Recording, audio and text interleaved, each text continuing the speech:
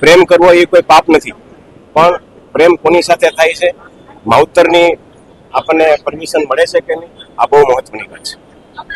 નરેશભાઈ, દીકરીઓ જે પ્રેમની વાત આવે છે, એક આંતરિક ખોટી રીતના આંતરિક લાગણીઓમાં તણાઈ જાય છે, ખોટી લાગણીઓમાં ફસાઈ જતી હોય એવી કિસ્સાઓ સમય ફરતા જેમ સમય ફરતો જાય છે એમ આ બધા પ્રશ્નો આવવાના.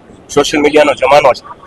દીકરીઓ કાચી ઉંમરની હોય, ગમે રીતે એટ્રેક્ટ થતી હોય અને આમાં ક્યાંક ક્યાંક ઘણી જગ્યાએ ફસાતી હોય, તો દીકરીઓને પણ મારી આ વખતે આજના દિવસે ખાસ વિનંતી છે અને લાગણી છે કે આમાં બહુ ચકાસી અને ક્યાંય એટ્રેક્ટ થવાની જરૂર નથી.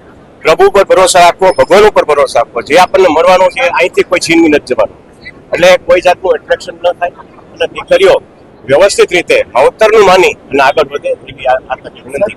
તમે પણ એક પિતા છો, ક્યારે કોઈ પિતા કે માતા એવું વિચાર કે દીકરીને નંબર મળે, દીકરીઓ જે રીતના પગલા ભરી રહી છે, તમારું બહુ દુઃખની વાત છે. જેને કરે દીકરીઓને ખબર હોય કે આ પરિસ્થિતિ જેની કરે પેદા થાય તો શું થઈ શકે, એટલે દીકરીઓને ફરીથી મા બાપ તો ઈચ્છતા જ હોય કે એની દીકરી બહુ સારા ઘરે જાય, સારી જગ્યાએ પ્રસ્થાપિત થાય, પણ જ્યારે આવા પ્રશ્નો ત્યારે દુઃખની વાત છે. દીકરીઓને ફરીથી અપીલ અને વિનંતી કરું છું કે એટ્રેક્શનમાં ન આવી અને સાચા પગલે સાચા રસ્તે. જે સિંગલ દીકરીઓ છે તેને લઈને પણ ઘણા વિવાદો છે, કારણ કે દીકરીઓ સિંગર ના બને એવી પણ ક્યાંક સમાજ અગ્રણીઓ વાત કરે.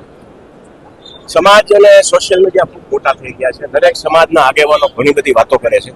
આપણે એક સમાજને લઈને આજે વાત ન કરી, પણ આ એક જે આપણે પ્રશ્ન કર્યો એ દરેક સમાજનો પ્રશ્ન છે.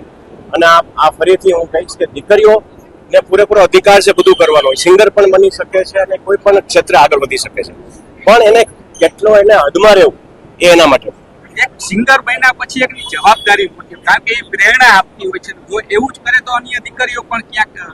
હું એવું માનીશ કે આ ભારત વર્ષની અંદર સૌથી મોટા ગાયિકા કોઈ હોય તો એ લતા મંગેશકર હતા. એ પણ એક દીકરી જ હતા એક જમાનામાં.